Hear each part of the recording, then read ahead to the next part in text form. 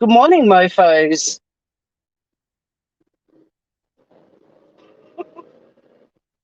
Oh my God, thank God it's Friday.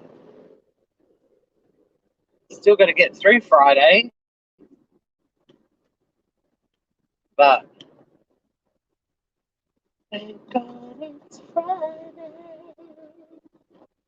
Oh, I'm buggered. This week has been so busy. I'm pooped. This time of the year is so crazy for everyone. For everyone. If I get caught up in another mob of people in a shop loading up their trolleys with friggin' Christmas shit. Ooh, grumpy, Tori. I'm not grumpy. I'm just so tired. So tired. I didn't get to sleep till really late. It's really affecting me. Never used to. Good morning, Ruth. Hello, hello. I figured since we're going to be crawling in traffic, we might as well all hang out together, right? And I know it's not Friday in other parts of the world, but for the purpose of this live, pretend it is. Hey, Scout. Oh, I got death stares from Sunny this morning. She knows as soon as I put it, like today, I've got on these little red ankle boots. But as soon as I put any sort of worky type shoes on, because pretty much at home I'm either in Blunstons, Ugg boots, or thongs, flip flops, or bare feet. Occasionally I might put on some sandals or something like that. But for the most part, that's my foot attire. Gum boots, that's about it. As soon as I put on anything clippity with heels, and they're all like block heels and stuff like that. They're not stilettos. But as soon as Sunny hears that noise, her little face goes from "I'm besotted with you" to "fuck you, you bitch, you're leaving me."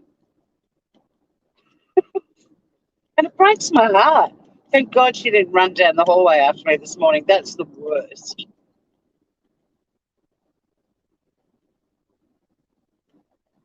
She does want me home because I'm her new bed.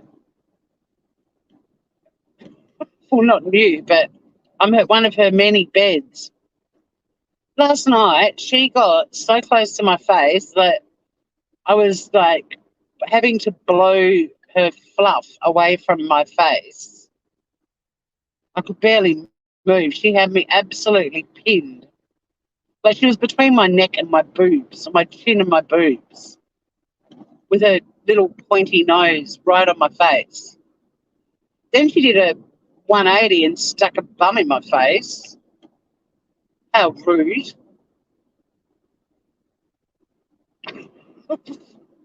And if I dare move a millimetre while she's, splayed out across me like she's on some sort of Balinese daybed, God forbid I move a millimetre, I get the death look. Or she's a bit uncoordinated, so she'll stretch or roll and she'll roll off me. And then she's in a foul mood with me for hours because she is clumsy. She's fucking hilarious. I swear to God, the other night she runs around the house like an absolute twit. The other night she did this massive sprint down the hallway, sprinted past the kitchen, where the dining room table is, and they did like a skid like Tom Cruise in Risky Business. Came to a standstill and then just sat down and looked around like she did a full on slide along the floor. She cracks me up multiple times a day. She's so funny. But last night she was essentially trying to asphyxiate me, I'm sure of it. Welcome, Groovers. I think I saw Deb come in. I will look at chat when we're crawling in traffic, as you know.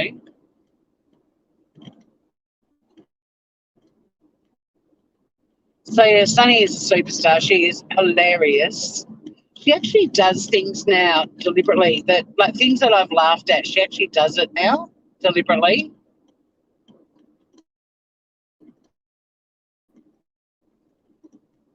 Pretty cute.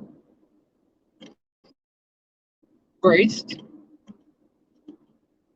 were Anton Dupek and the girls all snuggled up in their fresh, clean bedding, or were they holding a protest outside the coop and refusing to luxuriate on that 5-star accommodation you organised for them?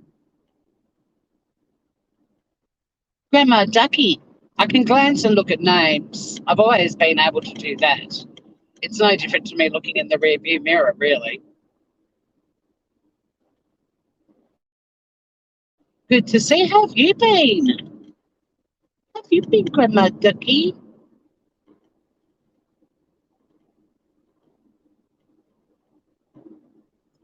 Yeah, I want to know if Anton and the girls were luxuriating or holding a protest. God, they're twits. Your channel cracks me up, Ruth. Everyone, make sure you subscribe to Ruth. She does really short little videos and she's got a great sense of humour, and sort of her conversations with her chickens and her doodlecock Anton Dupek are just those little pockets of comic relief that you need when you're frolicking on the YouTubes.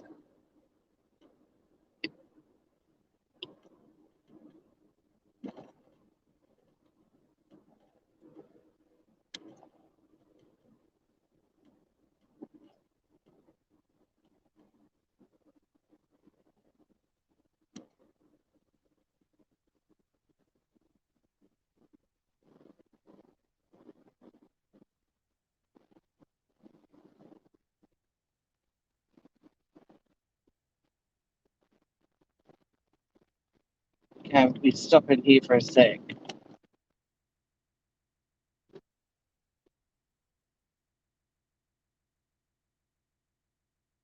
They shouted abusive foul. We don't want abusive foul. Hey Joey, have you seen Lawyer Wino channel?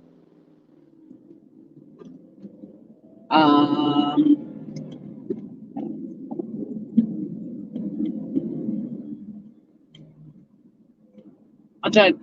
Now I'm Confucius. I follow a heap of lawyers. When we're crawling in traffic, I'll chat with you about that show. I don't know what you mean. I did notice on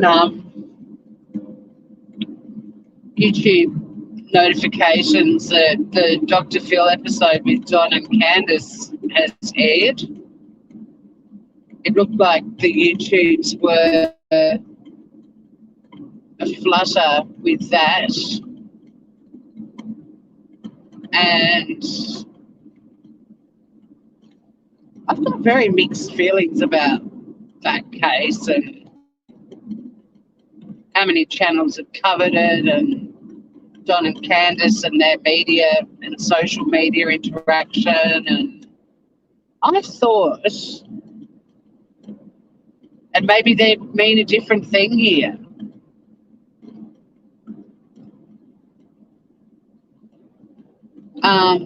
I thought that a gag order prevents you from talking to anyone about your case, full stop. Is that not the same for you guys in the US of A? Or can you have gag orders that only refer to specific things? Because if there is a gag order, going on Dr. Phil is breaching that. Chatting to all of these people on YouTube is breaching that. Fuck knows who else they're talking to on other social media platforms. You know what I mean?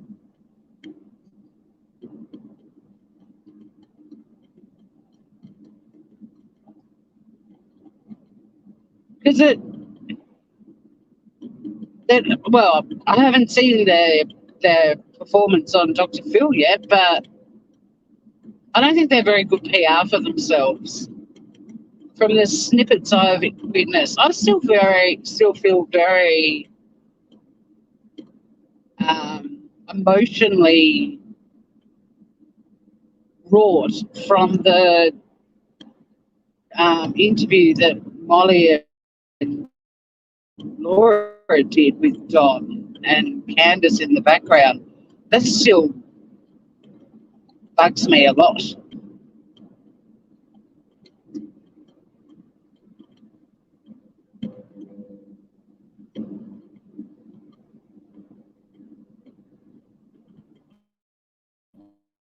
He murdered with this case. I think it just got so saturated on social media and YouTube and everything that it's weird. I worry, obviously, for whatever happened to Summer, but there's so many other cases and stories that warrant attention as well.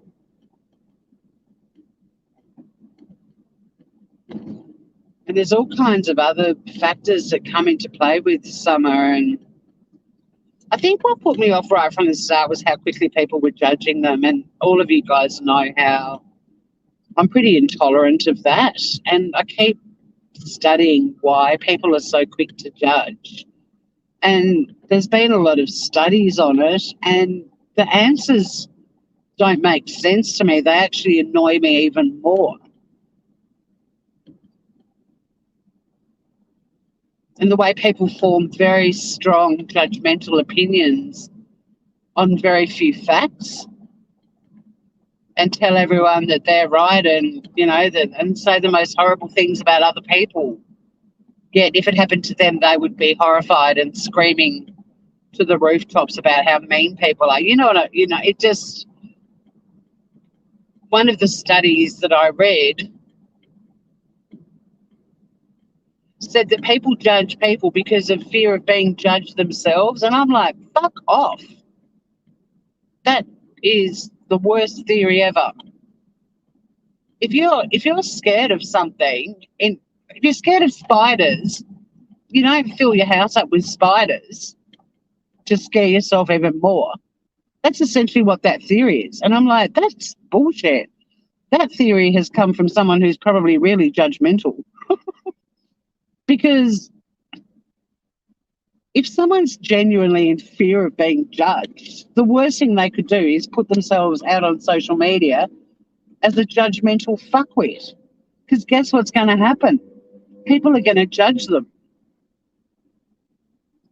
I can't stand these sort of modern explanations for shitty behaviour. Another thing I can't stand is I cannot stand the saying, hurt people hurt people. Now, I know a lot of beautiful people out there use it, but to me, it's giving assholes an excuse or an explanation for their shitty behaviour, but the explanation doesn't sit well with me. Assholes hurt people. Assholes hurt people. This hurt people thing, it doesn't work for me. Let's excuse shitty behaviour. That's what it sounds like to me, unless I'm completely missing the point of what that expression is trying to say. I haven't been able to read chat for ages, guys. I will when we're crawling along.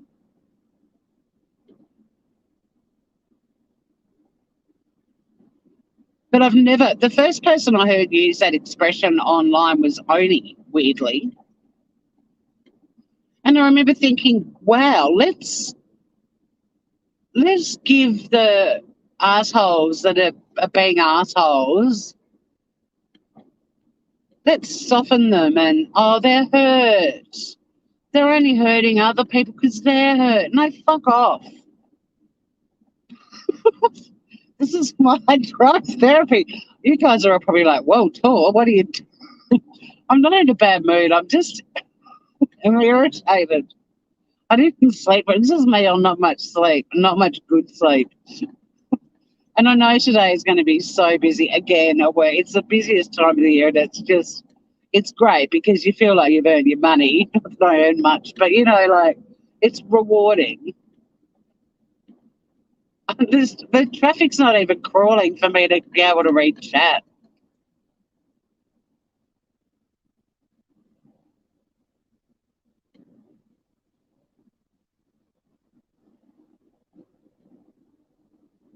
Check it out, guys. Like, is anyone going to work? I mean, there are cars on the road, but fuck, I'm usually crawling back in Sorel for the next, 40 minutes. What's going on?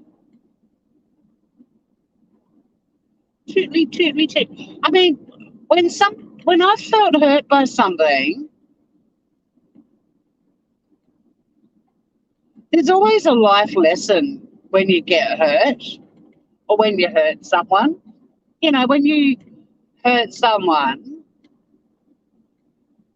now, unless the saying is limited to when you've hurt someone and they lash out because in that moment they've been hurt. Because we've all done that, haven't we? We've all, when we've felt absolutely, like if a friend has let us down or a family member's said something to upset us, we can lash out. So, I mean, in that moment, but to me, that expression seems to be used not to excuse, but to explain why people are being jerks, where we should be actually just addressing up front, why is that person being a jerk? And the answer simply might be because they're a jerk. But as soon as you throw hurt people in the mix, suddenly it's like an explanation for their shitty personality. When my mum died, it was the most incredible pain and hurt, other than Biscuit and Oliver, my little cats.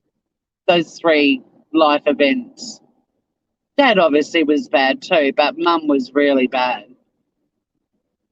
And I didn't lash out at a single person. I actually did 3 weeks at Adelaide Fringe, 2 shows a day, starting the day after we buried my mum. I have no idea now, looking back, how I even did that, but I did. But one thing I didn't do was lash out at anyone and then go, oh, I'm sorry I hurt you. I'm hurt right now. Hope you don't mind. No. No, no, no, no, no.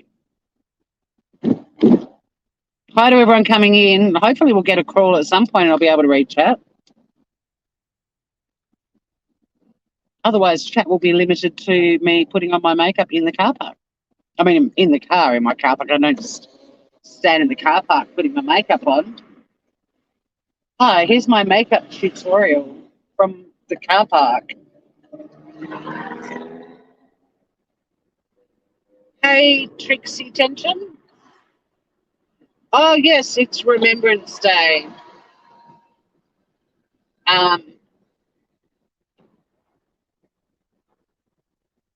don't want to say Happy Remembrance Day because we don't say Happy Anzac Day, which is our equivalent of your Remembrance Day. It is a sombre day, and it's a day of gratitude and thanks. But the horrors of war are always forefront in my mind on our Anzac Day and how young people just lost their lives and just so spend it gently.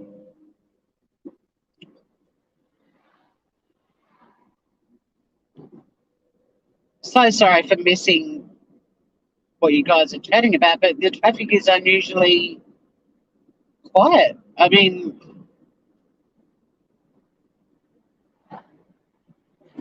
this is unheard of.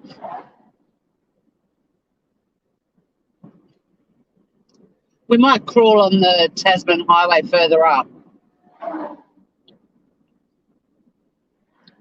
as we're near Hobart Town.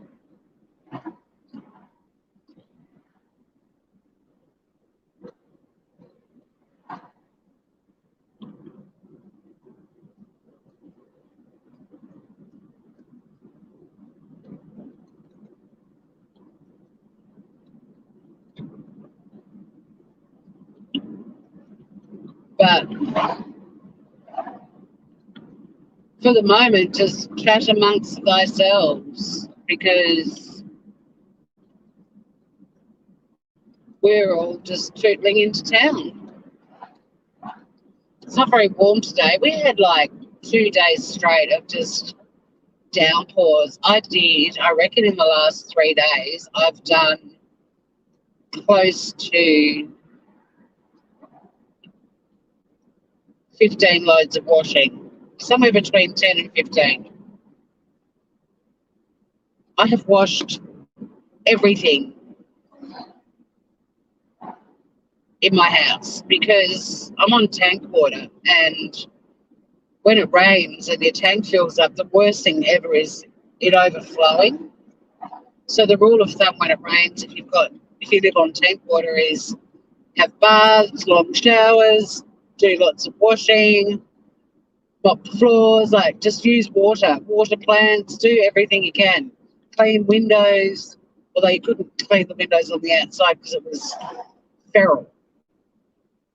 But I've washed everything like cushion covers and rugs, and even the very first load of clothing that I did, some of the clothes that I wore again have been washed and dried again, like my gym gear.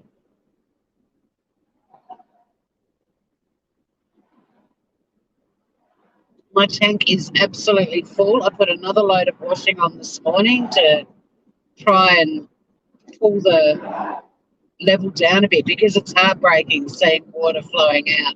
And I thought about getting an overflow tank, but the cost of it is pretty phenomenal to hook up all the pump and plumbing and bits and pieces. Not plumbing, but piping. And the guy that came and did the quote said, look at it this way, you've got a beautiful green lawn because of all the rain. But the guy that mows my lawns, that's what she said, only came last Saturday, and on Monday, the grass was already half a foot high again.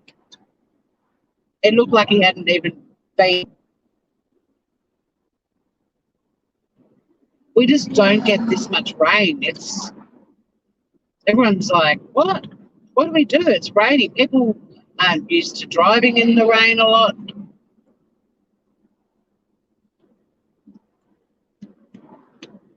I went to the gym a lot though because I don't mind going to the gym when it's raining. I struggle. I was at the gym the other day and it was the most beautiful day outside, even though I was only there for like an hour. I still feel like it's an hour I could have been outside. It's a real conflict for me. And they're like, but it's only 1 hour of your day and then you can go and enjoy the rest of the day. And I'm like, I want to enjoy all of the day outside. I don't want to be sweating in a sweaty gym with sweaty people looking out the window at the amazing day that's out there. I want to be out there. If they do a class outside, I do it. I opt for the class outside. But even when I do my weights, I do like stretches at the end of the session, and there's a little back area outside with grass and everything, and you can take like your exercise ball or whatever, like your those big balls, whatever they're called, bouncy ball things, and you can do all your stretches and so I'm always out there going, well, at least I get to stretch in the sunshine. Woo-hoo. But yeah, glancing out a window at a beautiful day, that's why I'm quite happy that my office, although it's on the outer, like it's an external office, as in it's on the outside of the building, it doesn't have a window, which I do miss the gazing out the window, people watching from time to time. But I'm glad that I don't sit there looking out the window and seeing a gorgeous day and wishing I was out in it. I just bunker down in my little dungeon office and get on with my work. This traffic is gorgeous. Hi to everyone cruising in. You're all just hanging out and I'm just rambling. That's the way it is. I haven't even slowed down. Like, it's just been a dream run so far. So, hey to everyone coming in.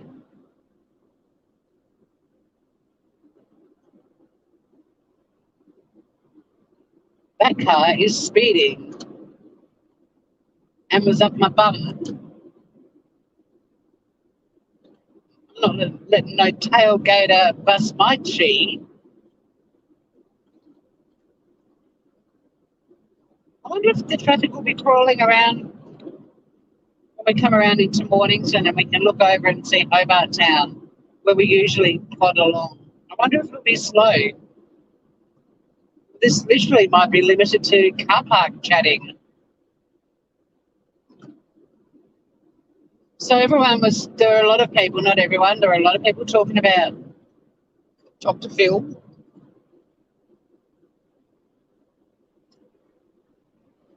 This morning, so that's obviously the big news of the day.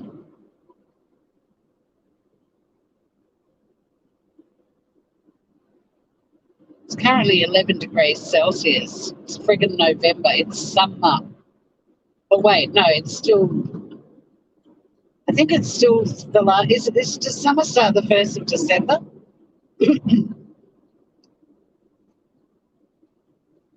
11 degrees Celsius.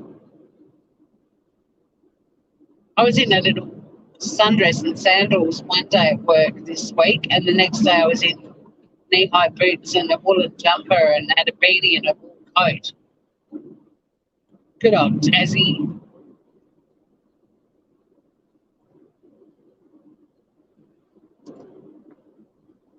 It's currently a pleasant 11 degrees Celsius, 7:25 a.m. All's well in Hobart Town.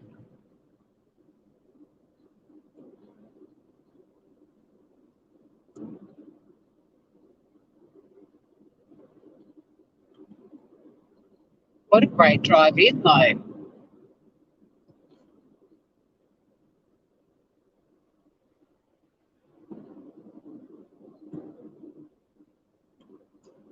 The 1st of December is when summer starts, but it's spring, right? So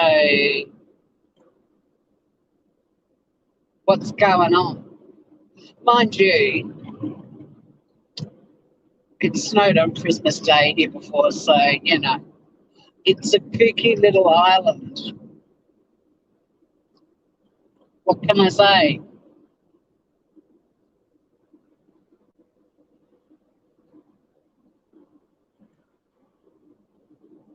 When I first came to the YouTube world and started jumping up on a few panels talking about a case I don't want to mention because it's even saying it exhausts me, but you know the case that many of us came across to YouTube for. Me being from Tasmania was a massive novelty to those communities. Like, there's other Tasmanians on YouTube, but at the time, like, I was getting on these American panels, and a lot of them would say, I didn't even think Tasmania was a real place. I'd be introduced, I'd go, this is Tori, and she lives in Tasmania. And other people on the panel would be like, I didn't even think Tasmania was a place. I just thought it was an imaginary place where the cartoon devil comes from. Where the fuck are you? And I'd be like, I'm in Australia. But then I've also had mainland Australians say in chat, when I've been on a panel or when I've been in chat as well, like someone will go, she's Australian. No, she's from Tasmania. We're part of Australia, fuckers. We're a state of Australia. Oh, we've been picked on forever, but now everyone wants to move here. People have started travelling down here and they're like, holy shit, this place is crazy. It's beautiful.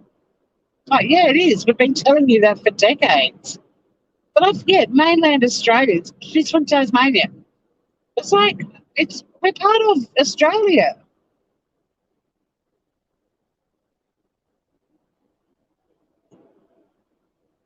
It's shaped like a love heart, Joey. Stop it. You're bad PR. I've seen you telling people Tasmania looks like a vagina. the pubic region of a woman, your matatassi. I mean, it is uncanny, but I like to think it's heart-shaped. I've even got a blemish on my face. It's a heart, a perfect little love heart. Like people pay to get tattoos of that shit. Mine, just nature gave it to me.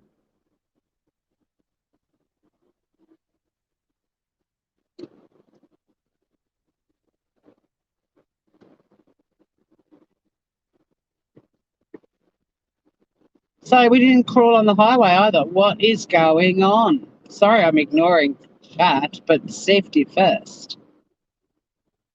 I hope you're enjoying this miserable grey scenery. Although the clouds are quite pretty today, but there is blue sky peeping through. If the sun comes out, it'll be lovely.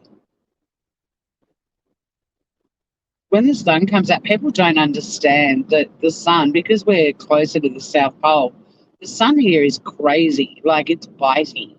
You can get sunburnt in winter here. Oh, look, for the first time, we've stopped.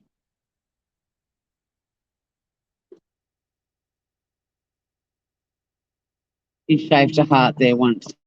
Yeah, I believe it. What about a lightning bolt, Joey? Have you ever done that? I remember when we were at school, there was a girl in matric. I think we were all in like grade 9, who shaved her pubic hair into a little love heart for Valentine's Day for her boyfriend. And it was like the biggest gossip at the school. Like everyone was talking about this woman or girl shaving her pubes into a love heart. You would have thought the gossip would have been there's a girl at school having sex with someone. But no, it was all about you can do art with your pubes. Because back in my day, most of us were still virgins when we finished school, back in the day.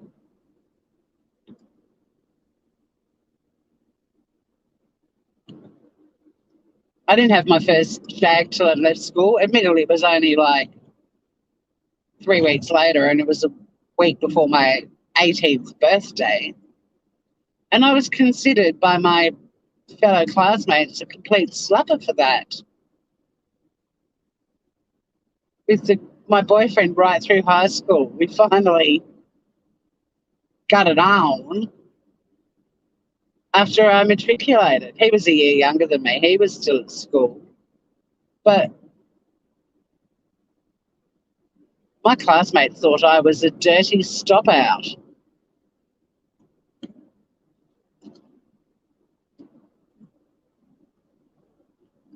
Now it seems if you're, 14 and still a virgin, you get picked on. My, how the turntables.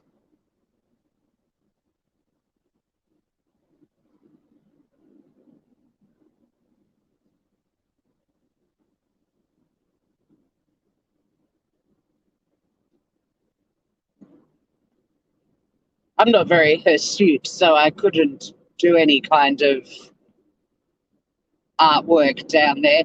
Judith Lucy, an Australian comedian, does a hilarious. Well, it's not hilarious because that part of it's horrible. But when she was doing breakfast radio or afternoon radio or breakfast, can't remember, but she was doing radio. They ended up giving her a wax live, and it wasn't a Brazilian; it was another kind of wax, and I can't remember what it was called, but it was a bit like a Brazilian. But they left a few. Maybe it's the one that when you get a landing strip, I don't know. But anyway, she's not very hairy anyway. And she has this thing done live on air, which I thought was actually really bad. Like, I felt for her. I don't think I would have agreed to that. And she was pretty scathing of the commercial radio station she worked for even suggesting it. But she had a boyfriend at the time, and she goes home and reveals this, let's call it might have been Mexican. I can't remember what it was. But shows him her newly coiffed frenula region. And he pissed himself laughing and said, "Holy fuck." And she's like, "What?" And he's like, It looks like a budgie crawled into your vagina and now it's trying to get back out. And I reckon that's what I'd look like.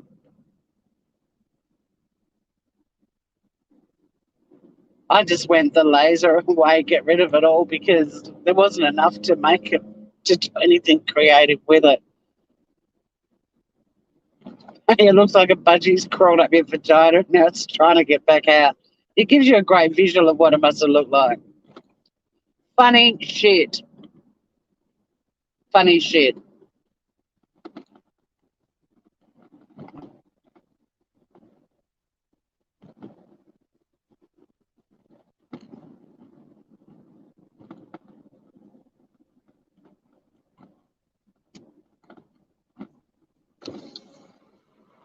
Guys, we have only had to stop once. It's like 7:34. I normally arrive in town at like 10 to 8. It's literally taken 36 minutes, which is the usual drive in, is usually about 35 minutes. But in traffic, it's more like an hour. I mean, it's been just under an hour late, but wow. That budgie has truly been smuggled. Someone like saying the round building. Yeah, the round building is the Tasmanian Symphony Orchestra Federation Concert Hall. It's quite a quirky building from the outside. The acoustics inside are incredible. That's where my dad's funeral was. Dad had a state funeral. I had to do a eulogy on the stage in that building. I think it holds about 1,000 people. And I've always loved being on stage and doing stand-up comedy and stuff, but I felt absolutely tiny standing on that stage. I hope you get a good drive in, Deb. This was crazy. I started thinking, is it actually Saturday? Like, have I got my dates wrong? Am I driving to work on Saturday? I've done shit like that before. Not for a long time, but I've rocked up to work on public holidays before. Quite a few times.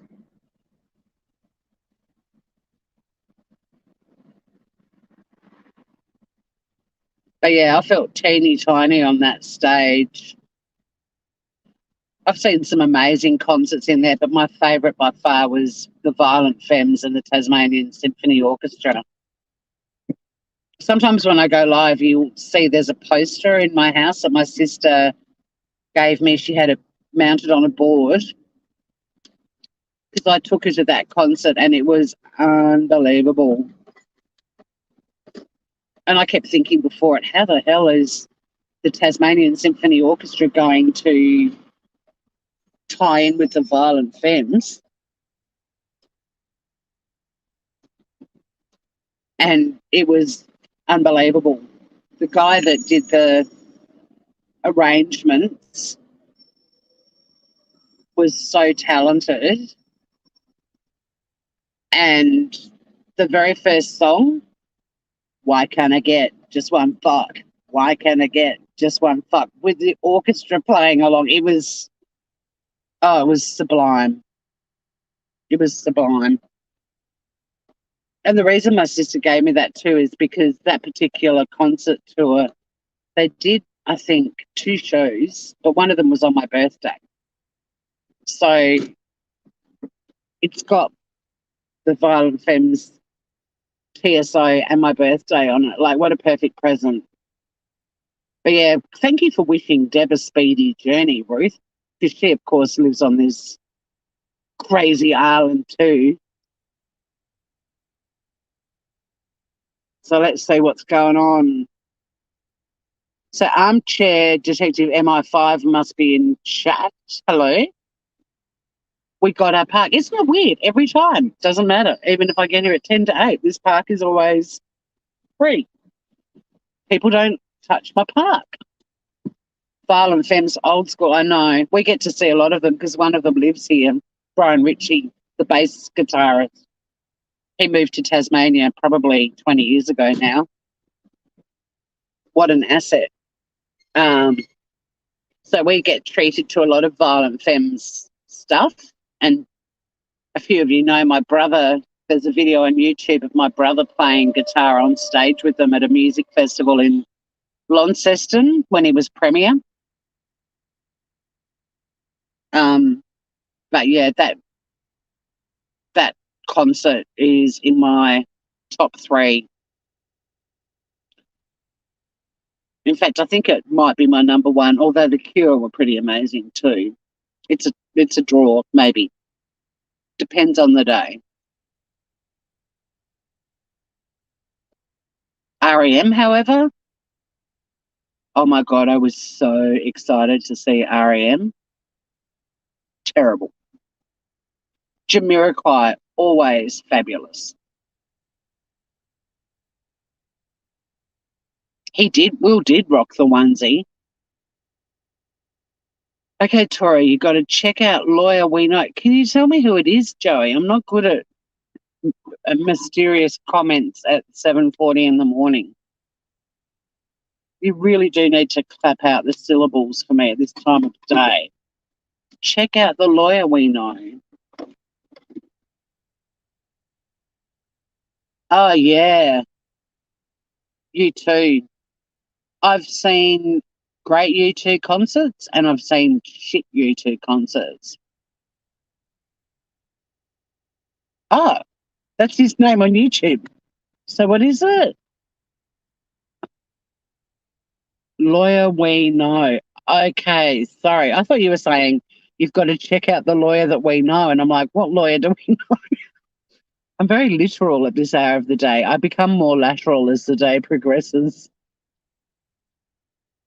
He says good things. I don't know. I just look. All right, I'll check him out. We do it all the time. Yeah, yeah. Wait, that's his name on YouTube, silly. What about if you'd said you need to check out this YouTube channel called The Lawyer We Know? Like, you're calling me silly? The Cure were incredible. The gig, I've seen them twice. One time just playing their stuff as it was originally recorded and produced. Fabulous. However, you know when you go to a concert and it's a band you love and you've got a favourite song of theirs and then they start doing it, but it's a completely different version. So like one of their thrashier songs, but in this concert they do it acoustic and you're kind of going, oh, fuck, this is my favourite song. I'm not sure how I feel about this acoustic version of what is usually quite thrashy. Or sometimes they nail it and you're like, wow, that was genius. The Cure, one of the concerts I saw, every single song they did differently. So Friday I'm in Love was like a really slow ballad. The Trees, they did it like full-on 70s disco with mirror balls. Like they changed every single song and they nailed every single song. It was incredible. And the fans did not leave disappointed. I'm not too smart, you know. Well, neither am I at this hour of the morning because it was just unfortunate that's the channel name because the way I read, I was like, what layer do we know? All right, I'll start putting on a bit of my face.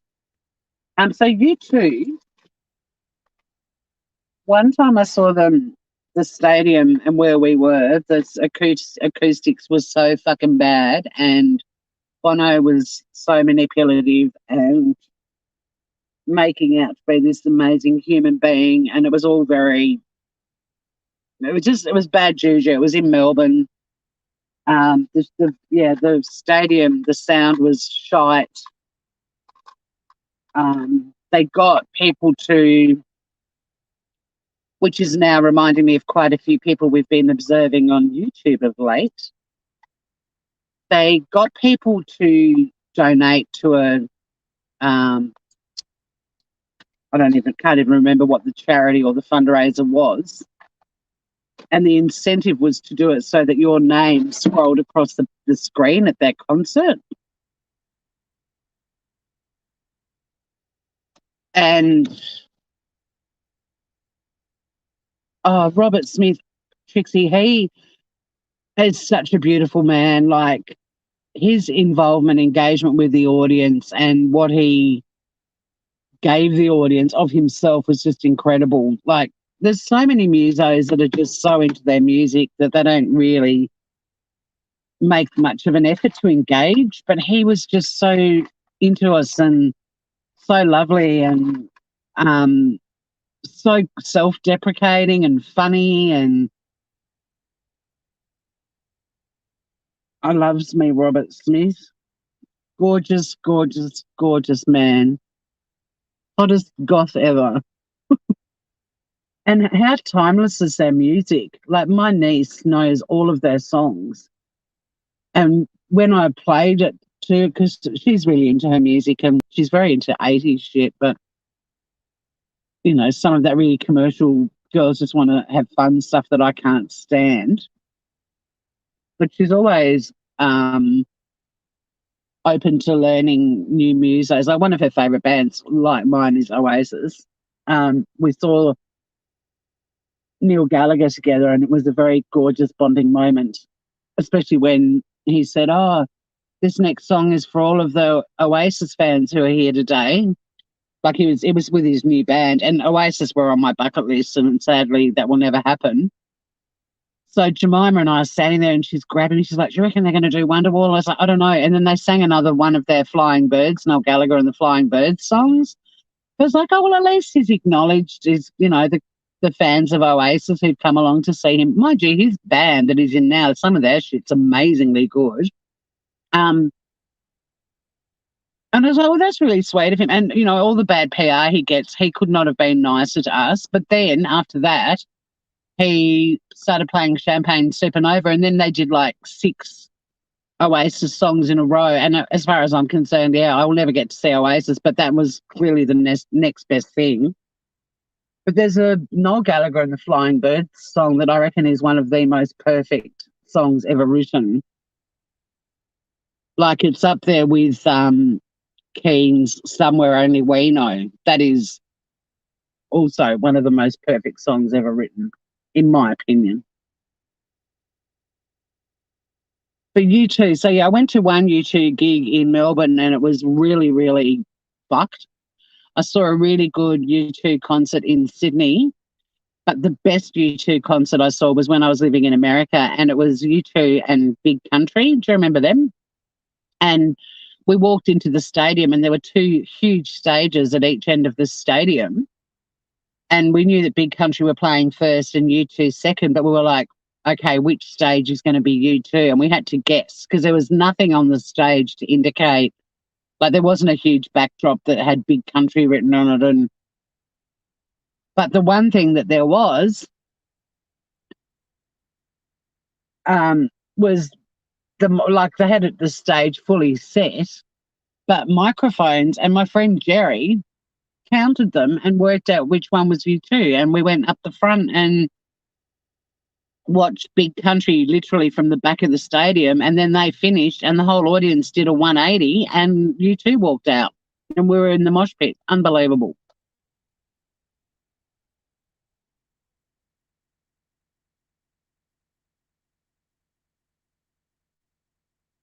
One band that I saw at Blues Fest a few years ago that, I mean, I kind of liked some of their songs, especially Drops of Jupiter, but I didn't have any real sort of affinity with Train.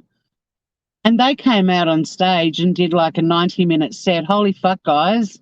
If you ever get the chance to see Train, even if you are ambivalent about them or even if you don't like them, go and see them. They're fucking amazing live. Unbelievable. The lead singer is kind of like an American Robbie Williams, in old Robbie Williams in days of yore, not new Robbie Williams. There's something not right with him now, but back in the day, that Robbie. But the lead singer just, everyone in the crowd wanted to either be his best friend or fuck him pretty much, and Robbie Williams used to have the same effect.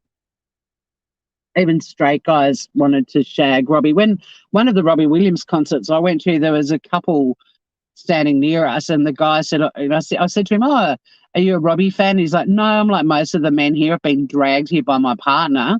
At the end of it, he said to me, "I'm off to get a Robbie Williams tattoo. That man is amazing." All these dudes that were like there under sufferance. I mean, Robbie was unbelievable on stage. You can't take it away from him. Back in the day, watch Nebworth, like one of the greatest concerts of our generation. Robbie and 250,000 people just wanting to be his best buddy or shag him. But Robbie now, no. I used to have a Robbie Williams keyring. Like I was big on Robbie. But I was big on Robbie in the Take That era. I went and saw Take That in Adelaide at the Theberton Theatre. They performed for like 2,000 people. And a couple of years later, or maybe a year later, they were massive. And then they split up, and then there's Robbie Williams performing at the Theberton Theatre to 2,000 people in a kilt, and half of the world had no clue who he was. And 6 months later, he did Nebworth. And the rest is music history. All right, I've been putting makeup on. That's why I haven't been reading chat. Sorry, Groovers. Let me just go back here.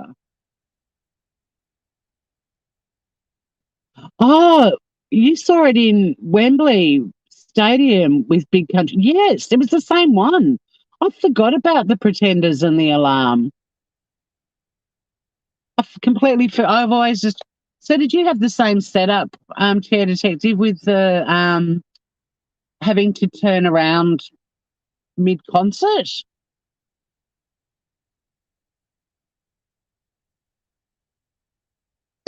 Jack, we're clearly the same era. Joey's been living in the 80s over 30. Look, I love 80s music when it's B-sides or the lesser-known stuff, or, you know, really early, like, say, for example, I mean, I love Icehouse, funny enough, but even when they were Flowers, like, I worked in commercial radio and it fucking killed the 80s for me. Plus, you know, I was out trying to get kisses and stuff in the 80s in really bad clothing and dancing to something. Yeah, Flying Birds are brilliant. They're so good. Baz roadied for In Excess for One Night Here in the Hunter. Oh, when JD Fortune. I met Michael Hutchence twice. Miles Kennedy. So Miles Kennedy, I'm assuming, is your kind of version of Robert Smith. You saw the Curate, the Flag. I can't pronounce it. In Finsbury Park. You lost your shoe. We had terrible seats at U2, but In Excess open. That was great. Yeah, Michael Hutchence was in a league of his own on stage. I can't remember how many times I've seen In Excess, like well over 20, I reckon, including in the US, in Kansas City. And we partied with them after because I had an Australian flag draped over the balcony in the theatre. And Michael looked up at us and went, "Hey, Vegemite." And we were like, "What the fuck?" And the next thing we got this little tap on the shoulder, "Do you want to come and party with the boys?" And we did. And we were all exchange students and they were really respectful. We literally hung out with them. They were like big brothers. Michael was very quiet and not really into the partying at all. But the Farris brothers were very lovely and very respectful of all of us. One of the girls, Kate, snogged one of them, but that was it. Midnight Oil I've seen 30 times, I reckon. There's a few bands that used to come here all the time. Men at Work, Mondo Rock, Kids in the Kitchen. I'm really good buddies with Scotty Khan, the lead singer of Kids in the Kitchen. Australian Crawl.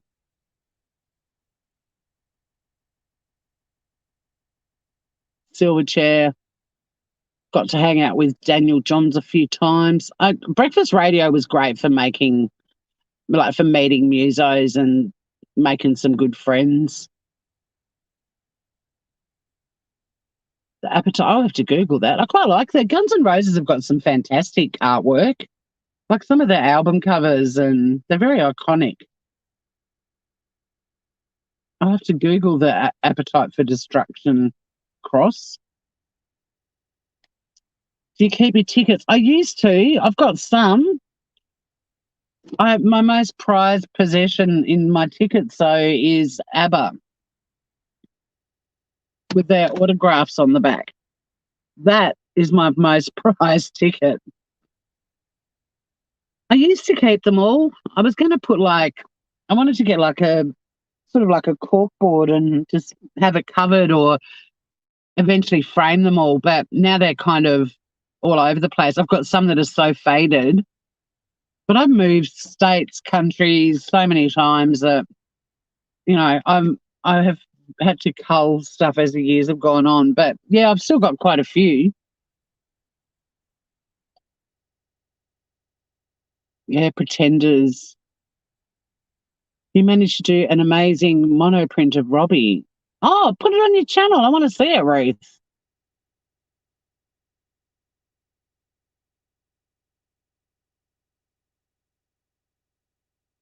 Oh, yeah, I met Mike twice. Twice. All right, I've just got to put some eyeshadow on. I'll tell you the 2 times. So the first time was actually in Surfers Paradise. And it was quite by accident. They weren't performing, they weren't on tour or anything like that. But there was a little bench, and my friends or girlfriends historically have always been heavily into shopping, and I can't stand it. Clothes shopping.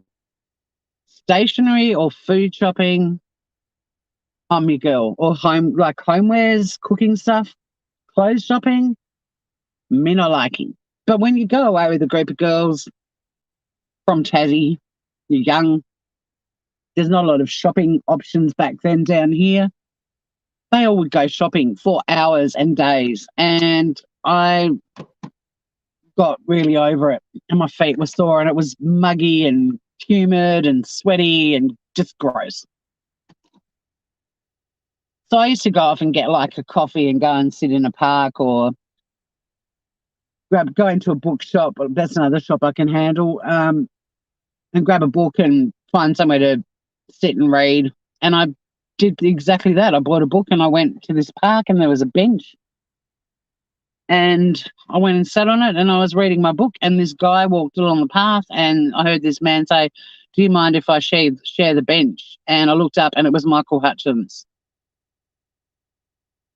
And I was like, yeah, go for it, mate. Like acting like I didn't know who it was, but I completely knew who it was, and I was shaking. I was so excited. And we had a pretty simple little quiet conversation. It was obvious that he was wanting time out as well, especially when he said to me, "I'm not a fan of people." And I was like, "Do you want me to go? Do you want the bench yourself?" He's like, "No, you're fine. I just can't handle lots of people." And I said, "Neither can I. And I can't handle shopping either." And then I realised I was going to start being a real dick and saying stupid shit, so I just dipped my lip. But then when it was time for me to go and meet up with my friends, this was back in the day when we didn't have mobile phones, so you had like a time that you would go and meet people. Remember them? And it was time for me to go back. And I reckon we sat there for no more than 20 minutes. We both had a cigarette together, pretty much. But I stood up and I looked at him and I said, "Thank you for your music and all the hours of entertainment and fun and dancing that you've given us." And he said, "Thank you." And I wandered off. I didn't fangirl or anything. But then when we were in the States and we got invited to the after party, I did actually chat to him again. And I said, "We've actually met before on a bench in a park in Surfers Paradise." I'm not expecting him to remember it, and he didn't. And he said, "Oh, was I a fuckwit? And I said, no, you weren't, but I might have been. So, yeah, they're my Michael Hutchence stories.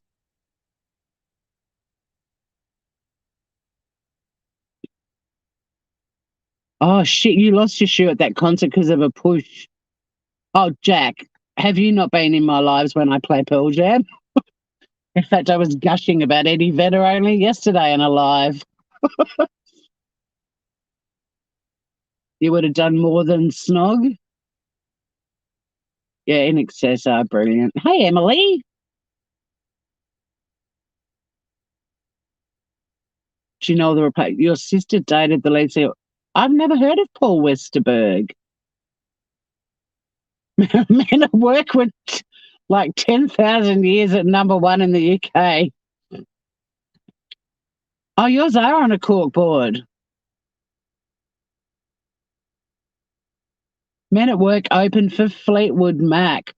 See, everyone remembers Men at Work from Down Under, but there were so many other songs that were so much better, I think. Like, oh fuck, I can't get to sleep. What's that called? It's not Overkill, is it? What's it called?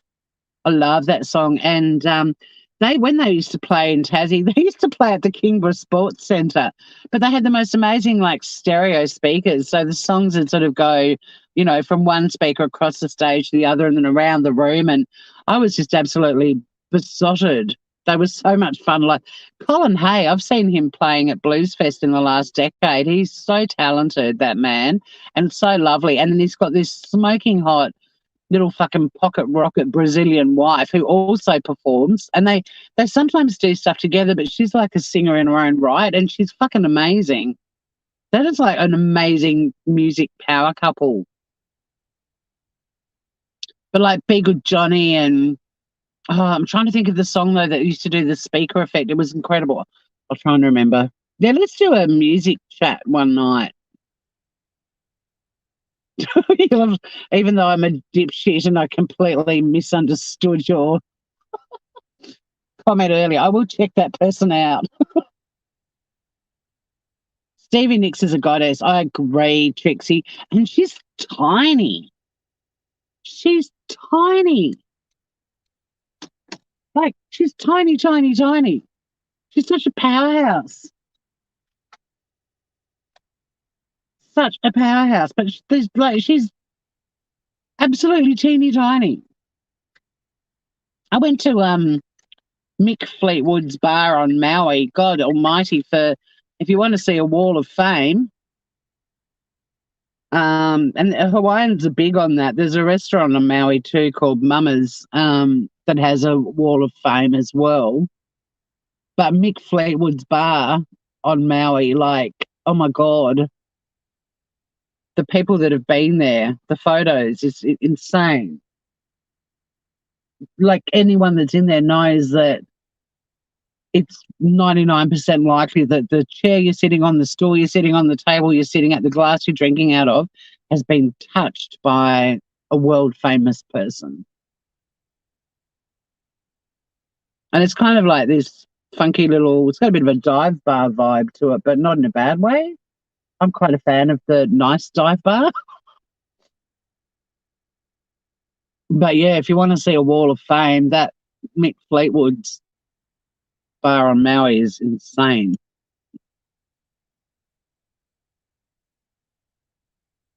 And we didn't even go out of our way to find it. We literally just stopped in the town where it is. It's this gorgeous little coastal town because we're on our way down to a beach that's been voted the best beach in the world about 30 times, and it's well deserved.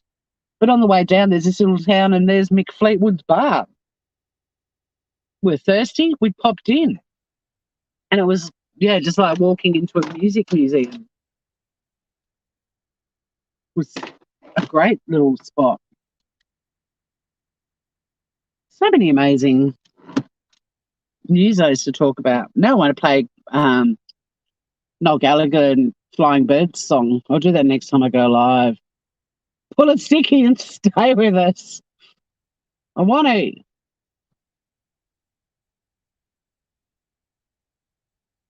'Cause, Oh, yours is Moody Blues. Nice. I think I've seen Moody Blues at Blues Fest, Emily.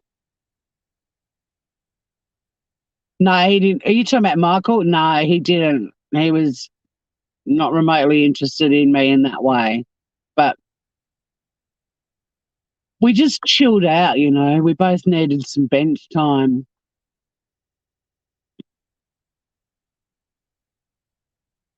Yeah, decadence. I love this life. Don't go to work. Who can it be now? That's the song that did the. Who can it be knocking at my door? No, it's not. It's a different song.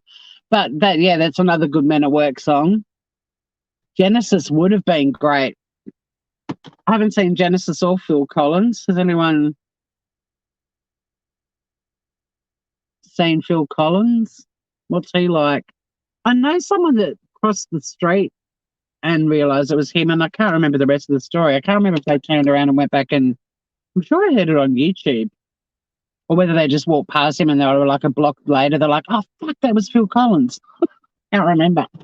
I remember someone telling a story about Phil Collins. I do come from a land down under. Yeah, I feel the same, Emily. So many. It's nice chatting about it though, because they start coming back, like memories. All right, I think we're going to have to do a musical memories. Um, that song Jackson was why I love Jackson. I don't even know who Jackson Hole is. Oh, Emily, see you, Groover. I've got to keep scrolling. You guys are. Let's talk about Moody Blues. I've got to.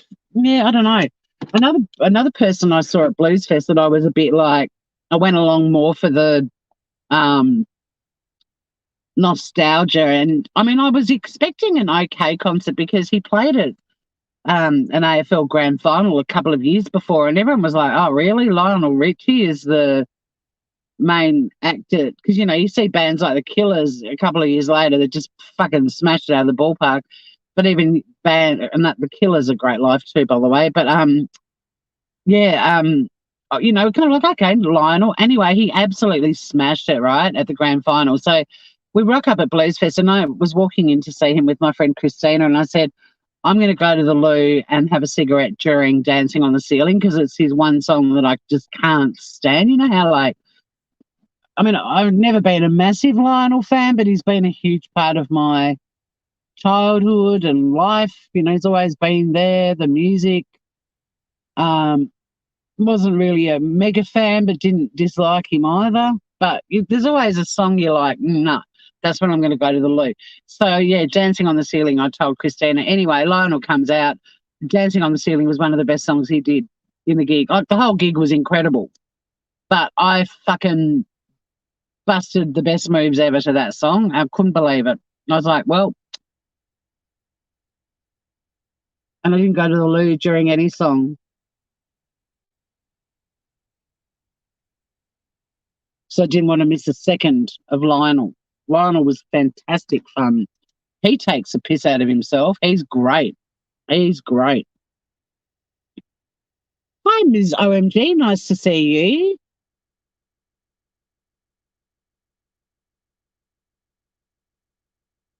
Jackson Hole is a town in Wyoming founded after mapping. Oh, okay. This chat is rocking. You like Say You, Say Me? Everything he did was just, I mean, hello, everyone, you know, all virtual strangers, just all hugging, not virtual, like literal strangers, virtual strangers, not online virtual, just people that hadn't met before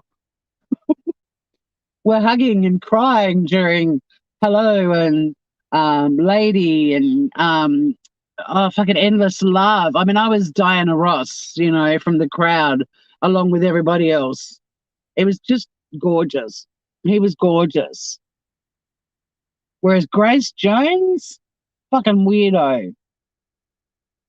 Um, was really excited to see Grace Jones, and even Slave to the Rhythm. I was like, no. Iggy Pop is a fantastic performer, but he's kind of creepy and wrong. Nirvana, that's one band that I saw. My God, I'm so glad I saw Nirvana. Holy fuck. Big day out in Adelaide. Silverchair played at that gig too. And Iggy Pop, I believe. So glad I got to see Nirvana. Seen Pearl Jam a shitload of times. Seen lots of Aussie bands a shitload of times. Powderfinger. Seen the Foo Fighters a lot. Love them. They're always a good gig. Let's do a music live one day. Yeah, I know. I should get a t-shirt. I saw Nirvana. I know, it's unbelievable. It still blows me away. In fact, my friends that we were all together at it, we still talk about it every time we catch up. Like it's forever, ever, ever the bonding moment. We will the group, I think there are about 9 of us in total. But whenever we catch up, these are all friends of mine in Adelaide, so I haven't seen a lot of them for a while. One of them, Michelle, was down here a couple of years ago, and yeah, it's like a very monumental part of our lives. Sean O'Farrell. I used to get band tees and then little like dudes. I've got lots of godsons and friends with sons and even daughters, and their kids would get into bands or I'd play something and they'd like it. So I'd actually give them the band tee. The only band tees I've still got, like I gave away Silverchair tops, and I don't know, I just like I've kind of liked encouraging kids to like music. One of my nephews got all my U2 stuff. I've still got a Killers t-shirt. I've got lots of Blues Fest t-shirts. I reckon that's it. And then a friend of mine the other day, I went to their house, all of their concert t-shirts, they've made into cushions and they've got it on a daybed. It looks fucking amazing. I was like, oh. But at the time, I was all about encouraging kids to get into music. And if a little kid in my life and I connected on a band, I'd just give them my band t-shirt, like, concert t-shirts and stuff. But yeah, I think the only one I've still got is the Killers. And that's only because I only saw them a couple of years ago again. But the other thing is I wouldn't get into, like I always buy little fitted ones. And I'd go to put them on a year later or two. Oh, it's a crop top.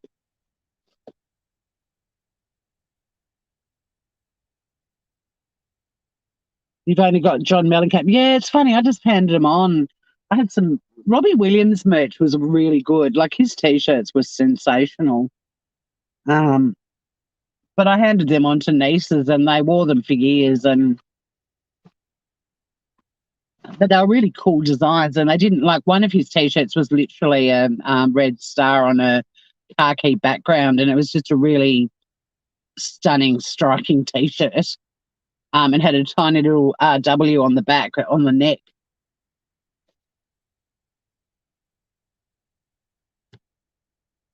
Elton, yeah, I was meant to see Elton at the end of 2019 in Adelaide, and then I burnt out, and I couldn't go anywhere. But I'd bought tickets and everything because he came here, I reckon, 18 months before that, and I think I was the only person in Tasmania who missed it because I was away for work. So when he came back again, I was like, I've got to go and see him. And again, he's kind of like a Lionel to me. Like, he's not someone that I've just been a diehard follower of for years or own his albums or anything, but he's just one of those people that you're like, I've got to see him because he's kind of been singing the anthems of my life without me even realising it. And I've got to say, men that can sing and play piano are the bomb.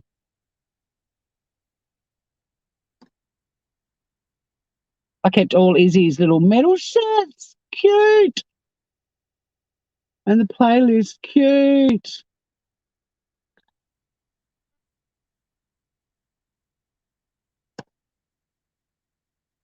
Yeah, the concert tees, I know. They're always so fucking small. Sometimes you buy them and you go to wear them the next day at the festival and you're like, fuck, I can't get into it. It's too little. Like you go, I might need to get the extra large, and then you put it on and it's still a fucking crop top and a boob tube. I've bought a few in my day that I've been like, oh, okay, this is purely just going to be a memento. I'm not actually going to get to wear it anywhere without scaring people.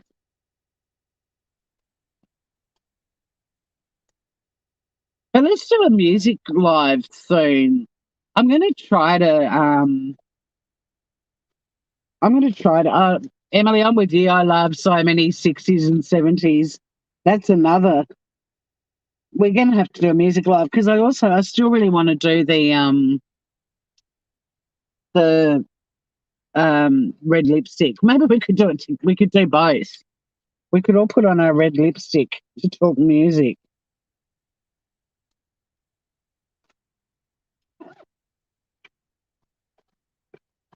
What do you reckon? I don't have any lip stuff. I've got lip balm, but I don't seem to have. Oh, here it is. I knew it'd be somewhere. Jesus Christ. Would have been conflicting. Oh, you saw the Ramones. You were smoking exotic, brain pickled. Yeah, me too, Trixie Tension. I wish I'd been well, I was alive. But I wish Freddie Mercury, yeah, Queen would have been unbelievable. They were definitely on my must see. There are lots of people that have been to like the Queen shows. Is it Adam Lambert? Who's the new singer? Well, it has been for a while of Queen. Who said it was an incredible concert, even without Freddie, like the band but yeah, I would have loved to have seen Queen and Oasis for sure.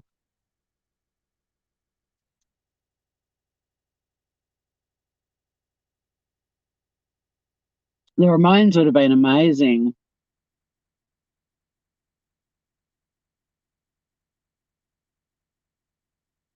Emily, you busted your panel cherry on my channel. You can do it again, kiddo. Making out you're an amateur and you don't know what to do. That'd be fun. We should, because music is life. Well, there are some people who don't like music. It is Adam Lambert. Yeah, I know people that have seen the reinvented Queen and have, still said it was incredible because they got to see the band like Brian May, isn't it? Like, yeah, they kind of felt that it was the next best thing, but still a great thing, if that makes sense. But Freddie was the bomb for me. It's a bit like people that saw Joey's husband was a roadie at it, like the reinvented In Excess. A lot of people are still so excited to see the rest of the band still playing. But I mean, having seen In Excess, for me, I'd struggle.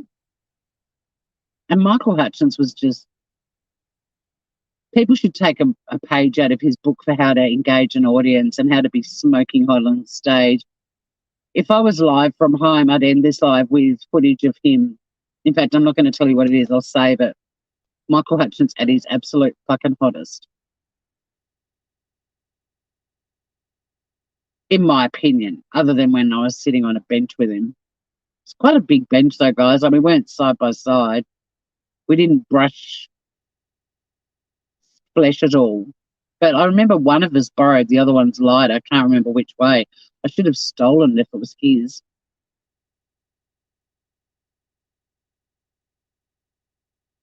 A friend of mine brushed past Eddie Vedder and he sort of stopped and just put his hand on her shoulder and said, are you okay?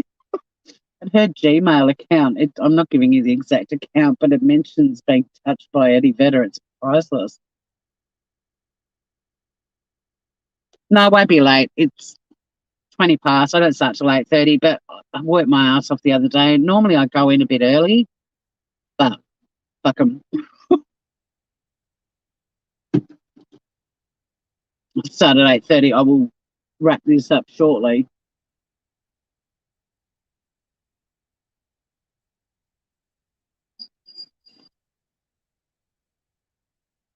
Adam Lambert was a natural pick for them. Yeah, I mean, people have said that the concerts are incredible. And I love that they still can, the bands can still get out there and perform, and fans love the bands too. I mean, the front men and women are always the standouts, but when you love a band, you love a lot of the band sometimes. Sometimes there's too many in the band, like Jamiroquai wouldn't be able to name anyone else in his band, but fuck, his band's amazing. Sting was amazing. I saw Sting back in the late 80s. His concert was incredible. I even liked ZZ Top. I liked all the dudes that looked like they were in ZZ Top that went to ZZ Top. It was fun. Same with The Cure. It's got all the Robert Smith imitators.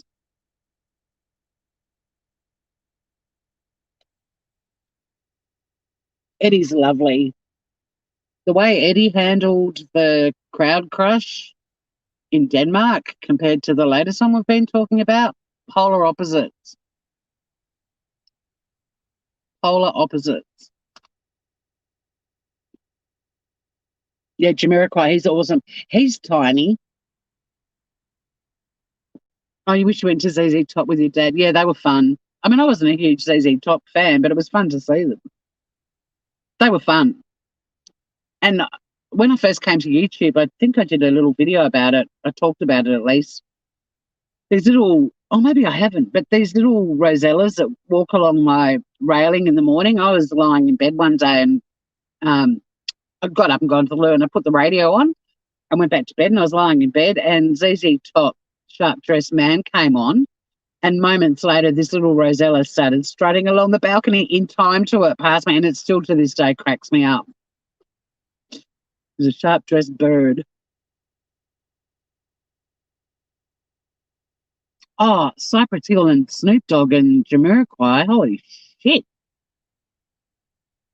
That's a gig. Jamiroquai are fantastic. The great, great party band. Oh my God, such a great dance. Go nuts. Seen them a few times. But yeah, he's tiny. JK is teeny tiny. I knew people that worked on that gig. So once again, I feel bad telling you all my stories, but I did go to an after party. I did chat to JK and most of the band, but I can't remember their names. I was off my tartars. But he told me a hilarious story. I'll end with this and then I'm going to go because I just feel like I'm name dropping. But you have these life experiences and you want to share it because it's like, wow. And then you tell people, they're like, you're just a name dropper. Well, I worked in breakfast radio. I'm a music pig. But JK bought a house, and do you remember back long time ago, Jamie Oliver used to go to celebrities' houses and cook with them?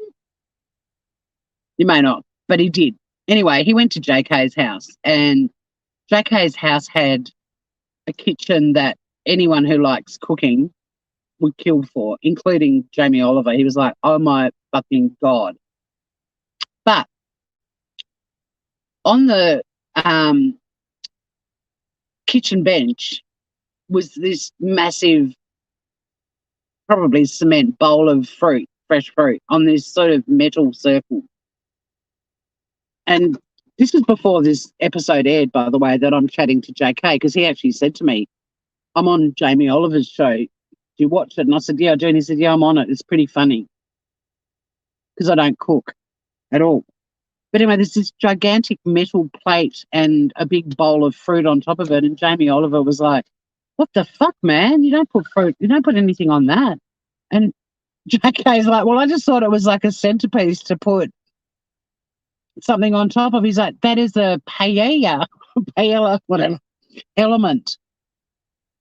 Like it's a super element, like it's a huge element, so you can cook a meal for 50 people. And it's worth 10 grand. And that was a conversation I had with JK. He told me that he was coming up on an episode of Jamie Oliver and gets berated for putting a massive concrete bowl on top of a $10,000 paella element. So there you go. I don't know if he still lives there, but I'm almost tempted to try and find that episode again because I did watch it. And Jamie does point it out. He's like, dude, that's an element. Get your fruit bowl off it. All right, I got to go. I won't be hanging out with any famous musos today, I can tell you that much. Those days are long gone. Where's the lid of my bottle? Oh, shit. Tori, what have you done with it? I've got a water bottle and I've been sipping. Oh, shit, I'm going to have to carry it and not spill a drop. It's fucking raining. Oh, man. How did I lose the lid?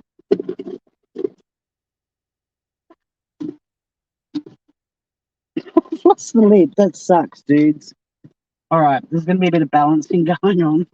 Okay, I've got to get out of here. Oh, shit, actually, I know where it is. It was up on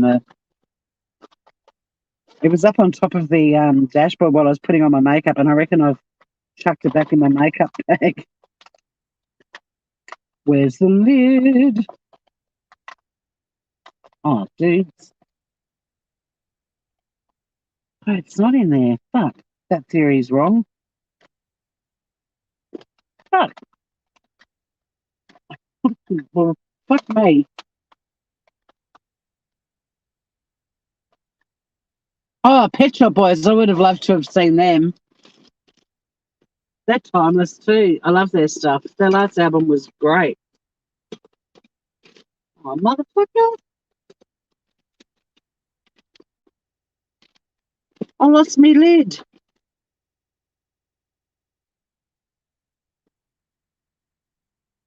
Oh, well. I'll be balancing my waters. Have a great day, everyone. I've got to go. I've got to go. I'm going to say sorry I'm late. I'm not late. I've still got 4 minutes.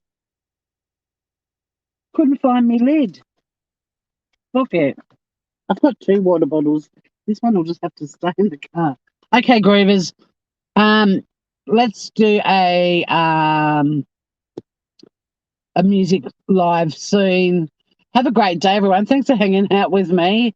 We had a very good run in. Look under my seat. No. It's gone. It's somewhere. It's wherever I'm not looking. On that note, take care, Groovers. See you all soon. Check on some of your favourite music today. It's good for the soul. Missing. I'm going to do a missing persons live.